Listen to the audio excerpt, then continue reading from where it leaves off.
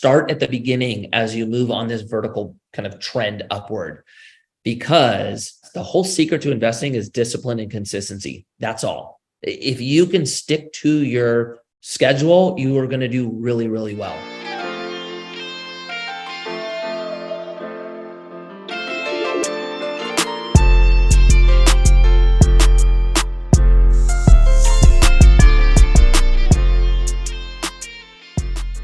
Ladies and gentlemen, welcome back to Keeping It Real Estate. We are so grateful for all of you. Keep tuning in week after week. Thank you so much for that.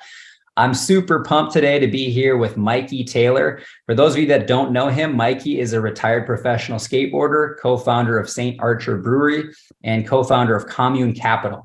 Through his journey, Mikey has become a sought-after speaker and mentor, inspiring others with his dedication, resilience, and unwavering pursuit of success. Mikey, welcome back to the show, making a second appearance with us, which I'm so grateful for. I really enjoyed and wanted to bring you on the show because we were down at Limitless in Arizona, and you were on stage chatting and discussing about market and the sentiment and kind of where things are at and where you see things going. And I wanted to kind of bring that to our listeners to give them a perspective of what you're seeing located in California. So thanks so much for coming back on, Mikey. Thank you for having me. It's always good seeing you as well. Yeah. Okay, so the thing about real estate, which I think is a positive and can be a negative, is the industry is very fragmented. What's happening in my region doesn't necessarily mean that's at play in even in other parts throughout California. What I would say overall, in many markets, deals, maybe the fundamental deals still make sense, but the financing arm has become the challenge. So, in markets where a cap rate is lower than your interest payment, you have a project that is negative cash flow. So those are very difficult right now for value add projects, which seem to be the focus for the last 5 years. It felt like that was the hype. There's a new added risk in the market because we typically went from bridge debt when we acquired it, did the renovation, then moved into our permanent financing. What are banks going to lend to when I'm finished is the new variable that is difficult to underwrite to. So there's some risk there. In markets, you've seen corrections and you've seen cap rates soften in certain asset classes. In markets like California, all the way from single family to, even with office, you haven't even seen office correct. And so in areas that are very undersupplied, it's not following the typical market trend, which is when interest rates go up, cap rates in theory should go up as well. So it's an interesting time, but where we keep coming back to is the fundamentals of real estate still work. So if the fundamentals are there and there's opportunity there, the question just becomes, how do I do this with all of these new variables? So we are big believers of buying. We're going after opportunity. We don't think doing it the same way it was done 2 years ago is appropriate. Man, that is well said. I could not agree with you more. I think back to doing deals 2-3 years ago. Like you said, it was bridge debt, and then you'd exit and go into some sort of a fixed debt. And now when we're looking at our deals, we're buying with low leverage fixed debt right out of the gate. It's really the only thing that's available is Fannie Mae and Freddie Mac for us as apartment. And you're a bigger cast of asset classes, but for multifamily, I'm actually more excited today, and I'm assuming you are as well, seeing these deals work with much lower leverage. 2 years ago, 3 years ago, it was 80% plus you'd finance your rehab with a variable rate loan.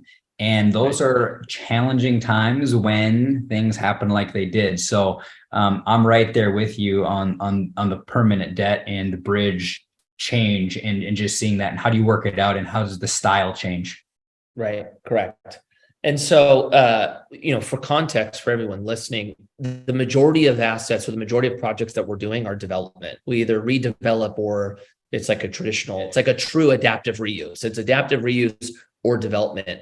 So what we were doing, the construction or the bridge debt was a necessity. Freddie Fannie doesn't typically open up for us until it's stabilized, but we are doing something very similar to what you just said, which is we're putting kind of mini perm, or in some cases, we're looking at like C-PACE financing from the onset so that we're removing the refi risk that would typically come down the road in, our 3-year, I guess, goal. Yeah, when you say seed-based financing, what is that? Yeah, CPACE is considered maybe mezz in the stack. If your project is energy efficient, you can qualify for this financing. It's super long term, but it's maxed up to, I think, 40% is the loan to value or loan to cost. So it's really, really low leverage. But what you typically do is do CPACE with additional financing on top of it. Got it. Okay. Understood. So for our guest that, I just briefly said in the intro, was a professional skateboarder, now transitioned to full-time real estate investor. I guess kind of two-part question is, how did you make that transition from your prior career? Maybe there's some folks listening right now and, they're struggling or they just don't want to be doing what they're doing. How did you make a move from being a skateboarder to a real estate investor? So there's a lot to unpack there. For me, I had time. The reason why I say that is I started investing in real estate while I was still skateboarding. So I didn't have to figure out what was next right away. And I had time to go through the reinventing or finding a new identity or purpose or whatever you want to call it through that transition.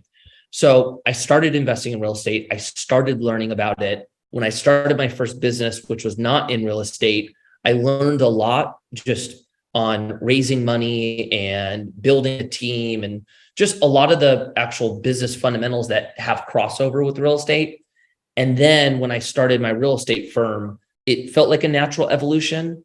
The harder part was the reinventing yourself. And I think that is at play no matter what we're doing. If we're, maybe pick a career, you're a real estate broker, and you want to move into becoming a real estate investor, or even if you're going from like a big change, you're a firefighter or a police officer and want to be a full-time real estate investor, that one, there's going to be a lot of pushback in the beginning. And there's going to be a lot of things that basically happen that will challenge where you're headed. And the reason why I say that is when we say we want to do something, no one really gives you pushback. It's just talk. But once you start making steps towards it, the hardest part is it's typically the people around you or closest to you that you usually get the biggest pushback from.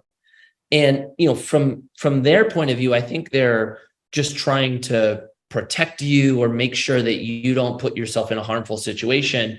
But what happens is the people that you trust are telling you not to do something, and it can really stop your progression towards the goal you're heading in. So you kind of have to totally commit to what you're doing. And no matter what you're going to hear, you have to wake up every day and say, I'm doing this, and take a step forward. And then the next day, start over, say you're doing it, take another step. You just have to be resilient in your path there. For our guests, when you're doing your professional skateboarding and now you're a real estate investor, you made the transition to real estate, but why real estate? How did you choose? This is where I'm going to go to real estate. You started, and maybe give a little background there. You said you started your other company first.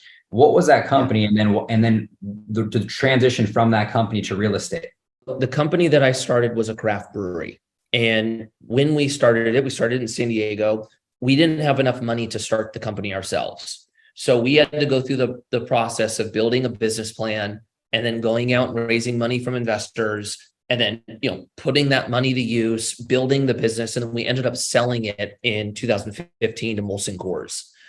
And what I found is I really like the process from idea to reality. Like I really enjoy trying to get people on board early. And then, going through the wearing, many hats to try to figure out how to build a early system to then add on top of it. I really like that process. For me, once you build a business that's like fully stabilized, that's where I start getting a little bit bored. So I know my window is like year 0 to, let's say, year 5 to 7. That's like what I enjoy. When we sold the company, I was trying to figure out what my next company was. I knew it was going to be something new. I just didn't know what industry it was going to be in. I had 2 partners that I started St. Archer with. One stayed in beverage and the other went into like the skateboard and apparel industry, built a huge clothing brand called Primitive. And then for me, I was trying to figure out something that was not beverage, because I felt like we already did it. And my partner was, going into that, staying in that industry. Paul was going this way. And I was just trying to find something that was just new and fresh and something that I was excited about. Knowing that I wanted to have some type of investment vehicle, I felt like real estate was the best asset. If I was going to bring this investment to my friends or my family or people that follow me online, I wanted it to be an asset that was there for me for the whole, 15 years I'd been investing in it prior. And so I just lent towards that asset class. And I started with multifamily. The reason we started with multifamily, I like how multifamily performs during a recession. I like that you go after a lot of doors at once. But really, a big part of it for me was I come from a very creative industry, and I felt like there wasn't an experience better than where somebody lives. Like, your home is the ultimate experience. And I felt like I could add a lot of value on the apartments we were building to give an experience to our tenant that was better than the buildings around us, and just felt like that could be a strategic advantage. And so we went out and built a multifamily portfolio. And then we now have a big portfolio in storage. So multifamily and storage are two asset classes that we go after. And how many units do you guys have in multifamily and storage? And is it all under commune capital, or is it multiple businesses? Good question. So everything's under commune capital. We have a storage portfolio that has about 8,600 units in it. We have two lending funds where we lend on commercial assets, multifamily, residential, and storage. And then we have two multifamily funds as well. The newest fund, it's all under development right now. So I believe we have about 150 units that we are developing in California right now. Maybe it totals about $100 million of development. Yeah. So you guys, when you say you've got 150 units under development, does that mean you're building them? Correct. So multifamily, our whole thesis is buy something that's distressed in an area that's undersupplied for residential, scrape it and build multifamily. For storage, we have two development projects that we built out. They're stabilized now. Everything else in the portfolio, we go after big box retail that goes vacant. So Walmart's, Kmart's, Bed Bath and Beyond's, and we repurpose it into storage. Multifamily, it's a little bit harder to repurpose, so it ends up just being a scrape and build. But yes, we're in the middle of basically projects that are scraped and are currently going vertical. Got it. Yeah, I was wondering, how do you own successfully in California when there's such, tenant-friendly laws?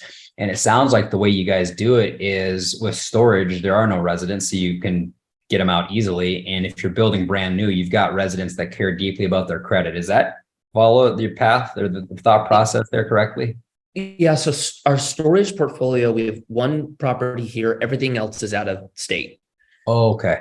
The multifamily portfolio, we are hyper focused on California. The thesis is there's a lot of policy that makes it very difficult to invest here, but there's a ton of demand. So what happens is demand typically sits here and supply ends up being here. As all this additional policy that makes it hard to build, what it does is it keeps competitors out and makes it harder for our supply to get to where the ultimate demand is.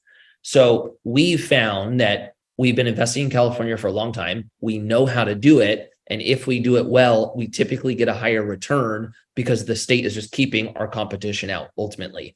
Now, the point you made on, rent control, statewide rent control, and basically all of the power in the tenant's hands, it can be difficult to be an investor here.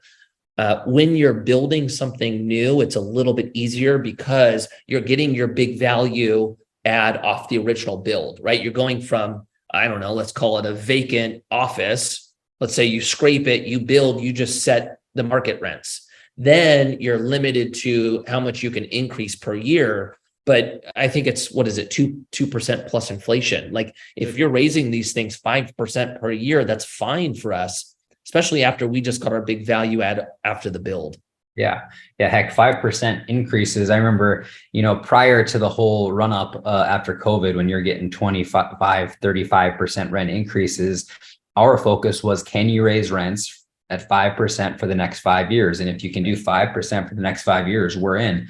So that's a decent number. Plus you got 3% plus inflation. If you got inflation at 7%, you might be raising rents 10%. Who knows? Well, that's the crazy part. Inflation, historically lands somewhere around 2. Right now it's not 2, Right.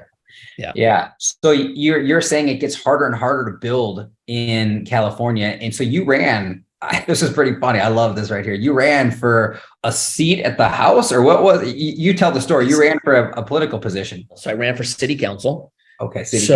I'm a city council member in the city of Thousand Oaks.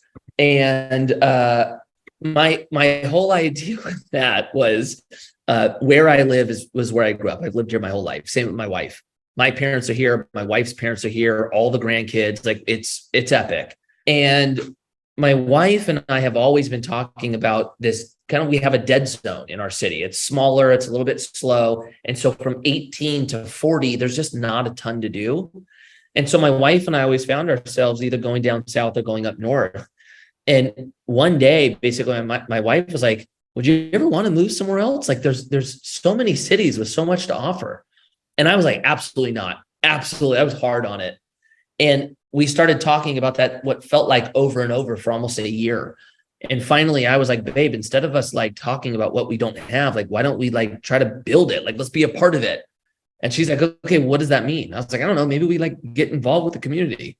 And so where we landed was I was going to run for city council. I was naive a little bit because I wasn't totally sure what that meant. But when I was looking around, what I wanted was, 1, I didn't want a full-time job because I'm building commune. And 2, I wanted something that I felt complemented my skill set. And when I looked at city council, I was like, okay, this is the business of the city. This is land use. This is it was like, this is up my alley. Like I could do this. And so I ended up running. I ran against 10 other people and I ended up getting elected. And now I'm on city council. Dude, I absolutely love that. I think about that here. I drive through our little town and there's a little dead zone. There's some stuff. I'm like, why is nobody building a really nice restaurant or something that's hip or something that would bring people into the city? And I always talk to my wife about it too. And I'm like, gosh, Melissa, if I had more time, I would go do that. But when I hear this and I'm like, probably just making excuses, Dan, I probably need to get out there and figure it out. So if you do something like that, how do you start that? Okay, I have a model to starting business. I treated this the same way. So I'm going to recommend doing this no matter what you do, city council, assembly, starting a business. I immediately find people that have done what I'm trying to do. That's my first step. And so if I'm building a real estate firm, I'm going to talk to people that have real estate firms. When I was running for city council, I got connected with people who were either on city council or had run in the past. And I tried to just consume as much information as possible. It's going to be a little bit different based on your area. But for me, it was basically this outlook. In our area, everyone kind of does things the old school way. It's door knocking, it's flyers, it's meetups. And I felt like my competition was going to follow that model. So my thesis was do everything they're doing as good as them. And then I have to have something on top of that separates me. So we had 20 something walkers that were walking every single day. I had an ad in the local newspaper every single week. I had flyer. I was doing all of that, right? I was walking 4 hours a day myself, 6 hours on the weekend. I will not allow anyone to outwork me in this one. But my on top was all the digital marketing. I was like, I know everybody is not being very specific with who they're target marketing in the certain area to build brand awareness and to get votes. So I had a very intense digital marketing strategy on top of everything we were doing. And so I just basically went for it and it worked. Man, guys, I hope you heard that. This is critical right here. What Mikey just said.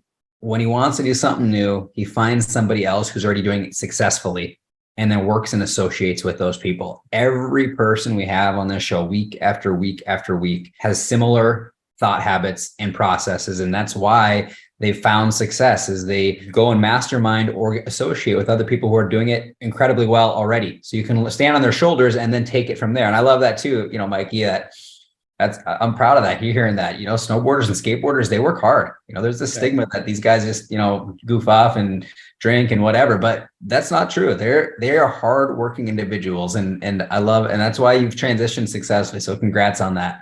Thank you. Yeah. So let's kind of transition a little bit into that. Just talking about your skateboarding career and your entrepreneurial endeavors. What skills and mindsets you think transferred from skateboarding to being an entrepreneur? Any similarities there that you found that this is what helped me succeed in skating and this is what helped me succeed as an entrepreneur now? Yeah, there is crossover. I would say the two big things for me was one, I think just resilience. When you master a craft and you put in the 10,000 hours and you try to become the best, competing with people around you who are trying to be the best as well, I think that instills a work ethic that is very easily transferred over. And most people, I don't think, have experienced that. I don't think most people have put 8 hours a day for 20 years into being the best. That's not a normal trait. And so that's something that we know well. So from skateboarding, I was able to take that same outlook and philosophy into the brewery and now into real estate. I would say the second one, I think this one's probably equally as important, is when you're building a business, it very rarely feels like it's working. Like there's something that goes wrong, what feels like always. And so if you're somebody who's like, oh, I just don't feel like it's working, or you're somebody who follows your gut, everything in business from the beginning is going to tell you to quit.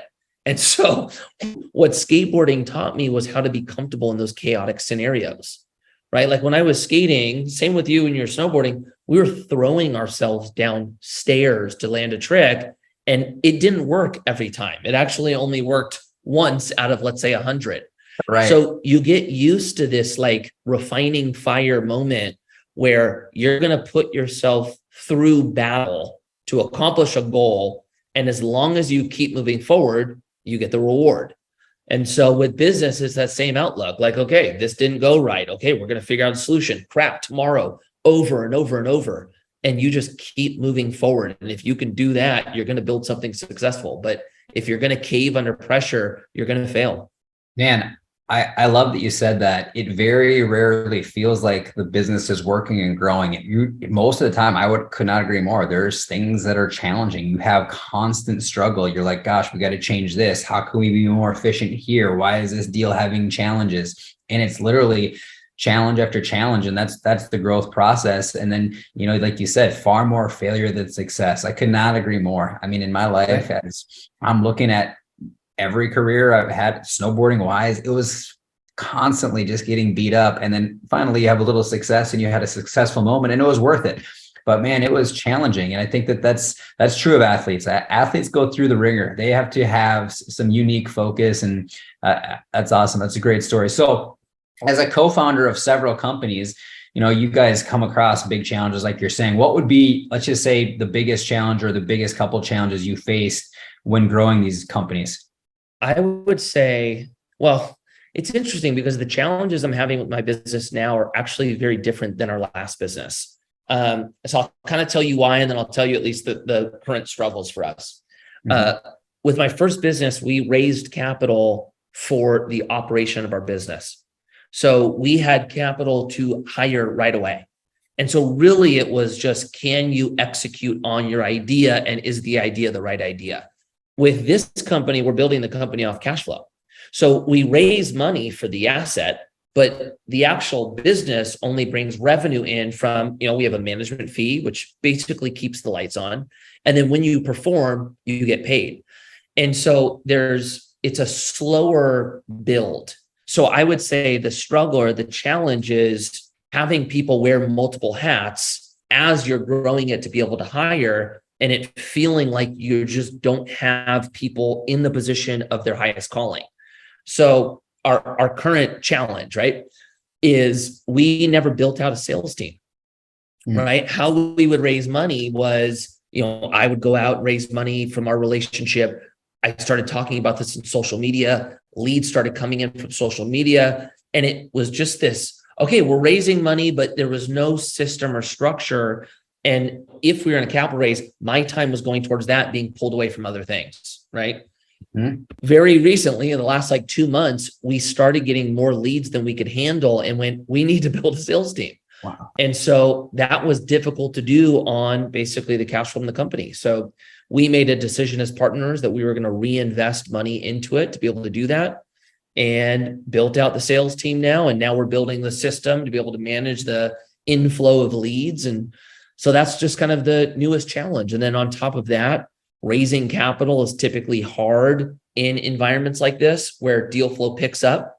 So kind of I would say the traditional cycle is when there's a ton of deals, money's hard. And when there's a ton of money, there's no deals. And so we're working harder for capital, but we can't raise money fast enough for the deals. Like there are great deals out there. So I would say that's kind of a little glimpse of the new challenge. Yeah, gosh, I really love this show because I get to talk to other business owners and I can hear that they're going through challenges. And I love asking these questions because I sometimes think that we're the only ones having challenges. I'm like, man, why is it this difficult sometimes? But you hear that everybody's going through them, and it encourages me to stick to it. And I hope it does the same for you listeners as well. As you got challenges, don't give up. And I couldn't agree more too. You got the best deals coming right now. I think back to these deals people were in, and we were buying in 2021, and I'm thinking about the debt and the price per door. And now I'm looking at the debt and the price per door at a 20% discount, way safer deals. And a lot more people are hesitant, which is such an interesting vice versa switch, because really the hesitancy should have been more in 2021. And the excitement should be now, but the media gets in people's head. I mean, do you have anything to say about media? I mean, what are your thoughts on just news and media these days? I'm going to talk about media, but you just said something that is very interesting. So I just want to highlight it. You're finding better deals right now, and they're safer because we're coming in with so much more equity, right? You're 100% correct. But what I think we need to spend more time educating, because of what the media does, is the return is a little bit off, right? I think people don't realize this. Last year, you might have had let's call it a 18% net IRR to investor at a high lever deal. Now let's call it a 15%, but much, much safer, right? And it takes time, because their first response is, wait a minute, you're telling me this is a good time to invest, but I could have made more back then. So there's an educational process, right? Yeah, media is a mess. When you focus on the purpose of media, and you start understanding that their whole purpose is to grab your attention, that's all. It at least allows you to look at it without having it make the impact on how you end up investing or how you live your life, etc. A lot of people look at the media and seriously judge media or view media as their financial advisor. It's like, if the media says invest, they invest. That's not what media is here for. Seriously, they just want your attention. So I think every time I remind myself of that, I don't make mistakes like you can make in moments like this. Yep. Hope you guys heard that right there. The news is not going to give you financial investment advice. The news is going to scare you. And that's what the news is there for, to grab eyes, ears, and attention. Talking a little bit more about athletes, you've been vocal about the importance of financial literacy and just helping athletes navigate their financial journeys. Can you discuss maybe some of the key lessons or financial lessons you've learned, and then share advice for any athletes or individuals looking to manage their finances more effectively? I would say the big things I learned was starting to save and invest right away, not waiting until I felt like my career was on its, plateau and starting to move downward. Start at the beginning as you move on this vertical kind of trend upward, because the whole secret to investing is discipline and consistency. That's all. If you can stick to your schedule, you are going to do really, really well. So the idea is you want to build the system when you're not making money. Let's say you're going to commit to putting 20% away, and that's going to start building out an emergency fund. Then that's going to start investing, or maybe it's building out an amount of cash to get you into your first real estate investment. Whatever you end up picking, pick your 20%. And then as you start making more money, if you can control lifestyle creep, meaning you hold your expenses the same, but make more money, oh my gosh, by the time your career ends, you are going to be in a position to choose what you want to do next. as opposed to scramble to figure out how to make money tomorrow. That's what you want to avoid. So create the discipline early, start building out the plan, and get money to work. Putting money in a savings account will not give you the options you need. You have to get it to work. You guys, I hope you're hearing it. You know, Mikey, it's clear why you are where you are because of the thought habits you have. And anybody can grab those thought habits. Anyone can start to think the way Mikey's talking here. And that's the reason you have a transition successfully happen, you know, starting and saving and invest right out of the gate. I hope any athletes that are listening, you hear that. It's so critical. And, you know, the idea of 20%, that's pretty easy as an athlete. Maybe you can get it to 50, 60, 70, or even 80%, you know, live a little bit below your means and start shoveling it away. And as you retire, you'll be wealthier than you were before when you started getting paid. So that's right. That's right. Love those points. So mental resilience is crucial in both skateboarding and entrepreneurship. How do you maintain a strong mindset during these challenging times, or what strategies do you use to stay motivated and focused on your goals? Do you have anything in particular? Yes, I'm a routine person. So for me, sticking to a routine, I think keeps my focus where it needs to be. The mornings are pretty big for me. How I get out of the bed and what I start with is very important. But I want to say this because I think this is equally valuable. There's moments in time where I'm in my system, and then there's moments where it's disrupted, and that's normal. For example, we just had our fourth child. She's about to turn 1. She just started sleeping through the night. Just started. Yeah. Right. So I had a year of being out of my routine. I was woken up throughout the night. It was more in survival mode for the last year. Prior to that, I had my system. Then we had, my 3-year-old. So there was disruption. So what I want to start with, this ebbs and flows. My new thing right now is I get out of bed. I don't know why. I feel like drinking water right out the gate is like a good thing for me. I go outside and I start stretching and I start doing like a kind of a light workout. I'm trying to get my mind just kind of like prepared and set. Then I go take a shower. I typically do a devotional or maybe, read a couple verses in the Bible before I basically step out of the house. Then I go into the office, have a coffee, and get to work. So the mornings are really important for me to stick to my schedule. And then I would say the other part is communication with my wife. That's one that actually can disrupt my mental focus. If I'm in constant communication with her, we end up being in a really good system. And that is really healthy, I think, for both of our mental states. When we're not in communication, we end up having more friction with one another. And then it's very difficult to stay aligned and focused when the most significant individual in your life is not in tune with you.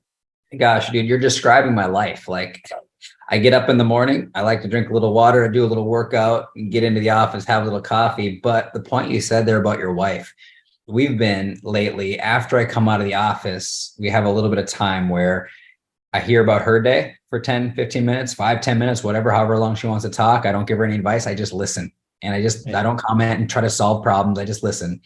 Then I have 5 or 10 minutes to share what happened in the office. She can't try to solve my problem. She just listens. And when we do that, we're much closer. When we don't do that, we have much more friction. So what you're describing here, ladies and gentlemen, if you're an entrepreneur, try that maybe. If you're having challenges with your wife or girlfriend, do a little bit more communication, because what you're describing, Mikey, I mean, that's my life right now. Yep. It's very, very important. And the fact that you just listen and don't problem solve, it's wisdom right there. Yeah, that was, we actually, we work with a counselor here and there. We talk with someone who helps us kind of navigate our relationship. And he said, for that 10 minutes, Dan, I don't want you to say anything for advice. I just want you to listen and say, tell me more about that. And if there's ever anything that's drastic where I'm like, holy cow, I can't believe that's going on, he said, you call me and we'll talk about it. So I never had anything like that happen yet. So we're going a little deep here also. Yeah. Smart. I love that. Heck yeah. Yeah. So trying to kind of wrap it up here a little bit. What advice do you have for, aspiring skateboarders or entrepreneurs who are looking to make their mark in their respective fields, or snowboarders or athletes? What key principles or lessons would you share with them based on your own experiences and successes? Okay. I think there's going to be a lot of crossover, actually, whether you want to start a business or you're trying to master a craft. What worked for me is basically tuning out all the distractions around me that didn't help me get to my goal. And so, when I was trying to be a pro skateboarder, I wasn't dating girls. I wasn't partying. I was skating 24/7. That's all. And if you weren't in that path with me, I wasn't messing with you at that time. I didn't have time for distractions. So I think it's really important to make sure that you are very mindful of your time. Now you can have good distractions. I think like you're working out is a good distraction. It's gonna take time away from what you're actually doing, but I think it actually gives you more tools to get to where you're going, right? So cut out bad distractions. I think you have to be completely obsessed with what you're doing. You have to be all in, and you have to tell yourself from the beginning that you will not fail. There is no giving up. I am in this thing until I succeed. How do you get to that point? I mean, you've done it twice now. How do you get to that point where you have that kind of drive and that kind of conviction? I think because that's unique, to be able to say that I'm 100% committed and I'm completely obsessed. I think that's for a lot of people. They just can't get to that level. Do you know how you got to that level? Okay, so that's such a good question. When I was skateboarding, I didn't know why. I just knew that I was absolutely obsessed with it. And that obsession put me in the position of going, I will not allow this to not work, right? When I started a business, that was the first time I had to figure out how to capture that energy and focus it in the same way I did with skateboarding. What I learned is I cannot turn it on and off. I can't just say, like, if you were like, Mikey, pickleball is the hottest sport out, you need to go do a pickleball brand, and all of a sudden I'm like a savage and will not give up. Doesn't work that way for me. No. I have to have a purpose in why I'm doing it.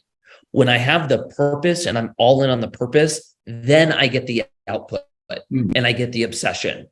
Without that, I can't do it. So I really had to find the why in what I was doing.